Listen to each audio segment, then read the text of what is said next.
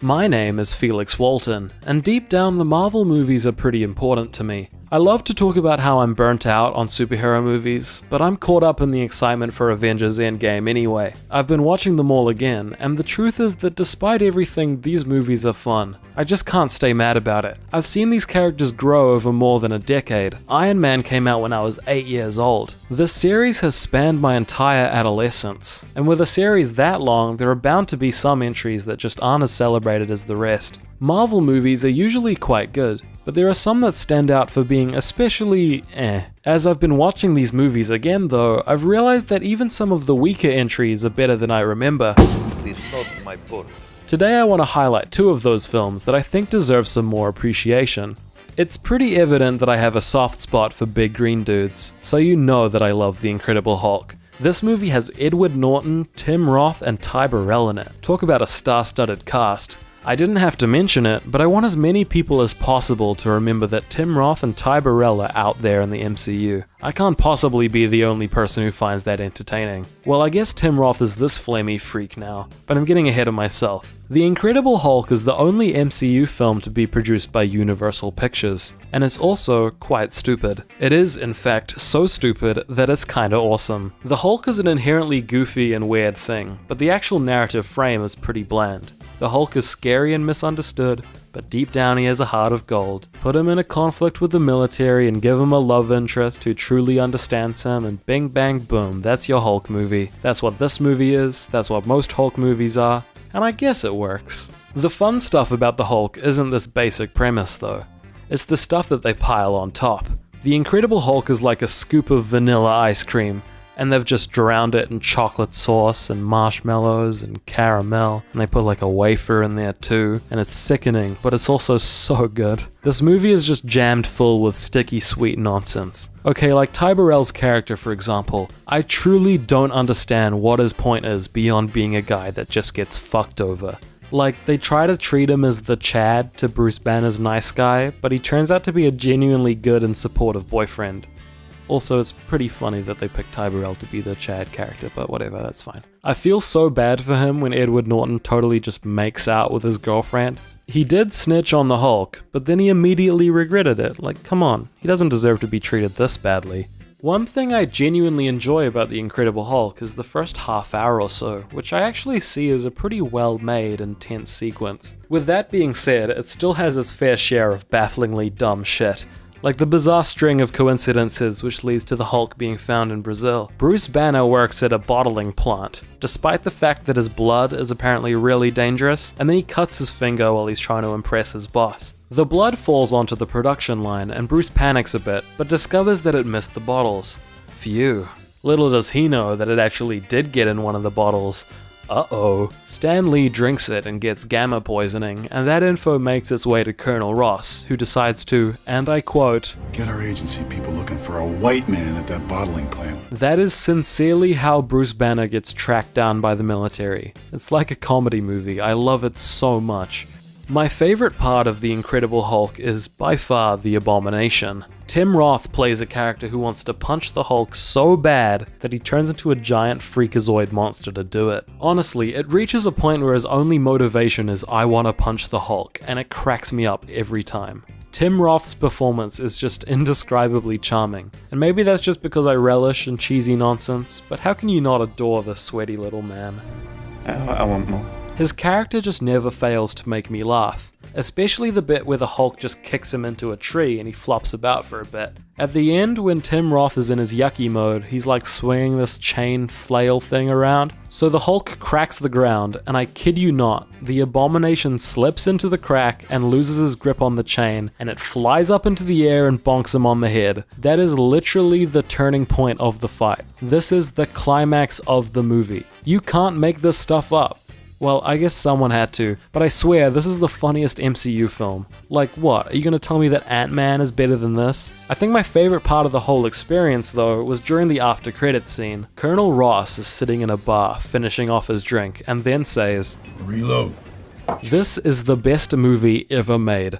I refuse to believe that anybody has ever said reload when asking for a refill. I don't know if this is something people do. I don't really associate with the kind of people who would say this, but it's so stupid that it can't possibly be real. This film is something else, and there's nothing I can really do except treasure it for the rest of my life. I encourage everyone to watch this movie again, or if you're like any of the people I've talked to and just never watched it at all, you should give it a chance. It's a hoot.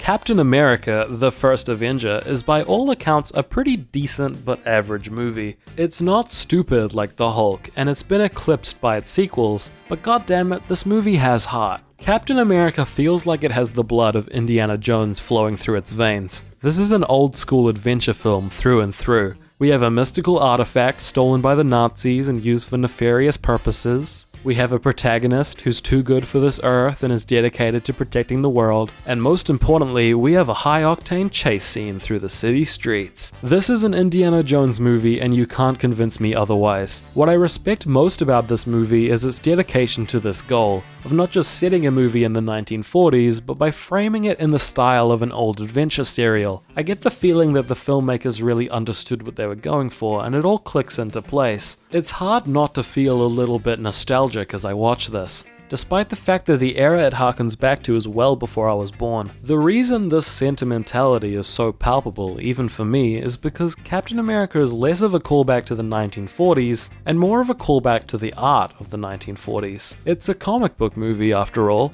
It only makes sense that it would be inspired by the comics of the time. This film is so enjoyable because it reminds me of this art. These film serials and adventure stories that rippled across time and influenced me so heavily. Captain America recalls these stories and makes them new again. To me, this is exactly like a new Indiana Jones or a new Flash Gordon.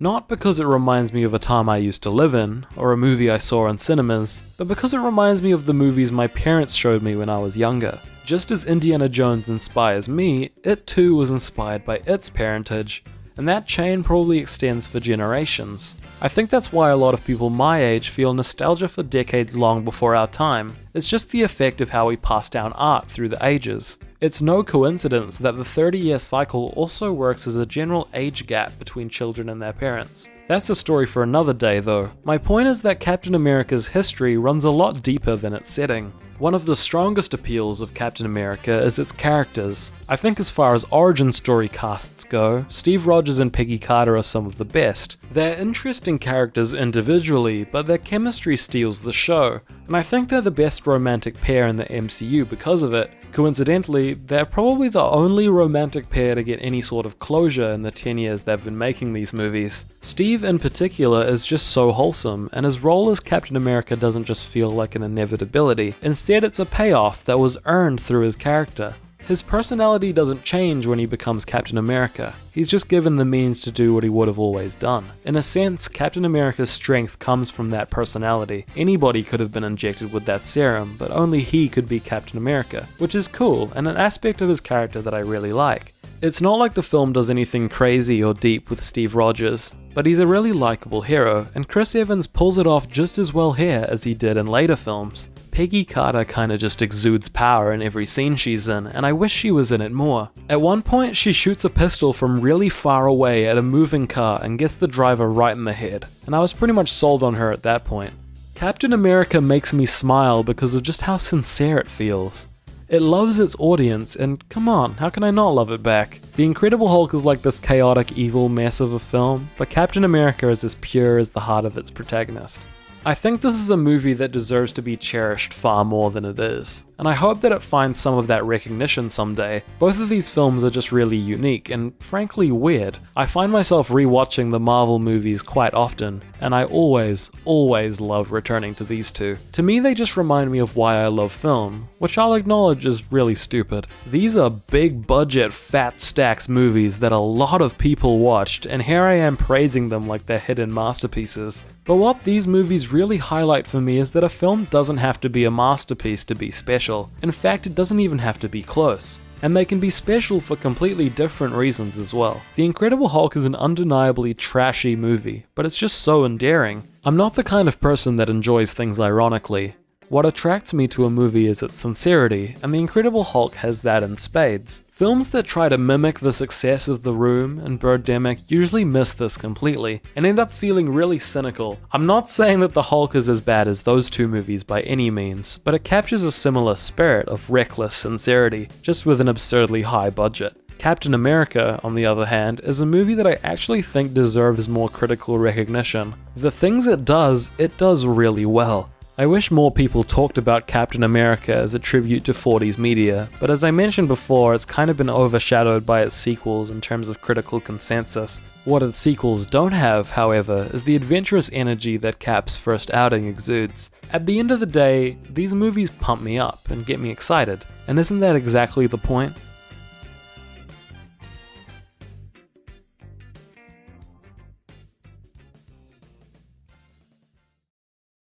Fire, goddammit!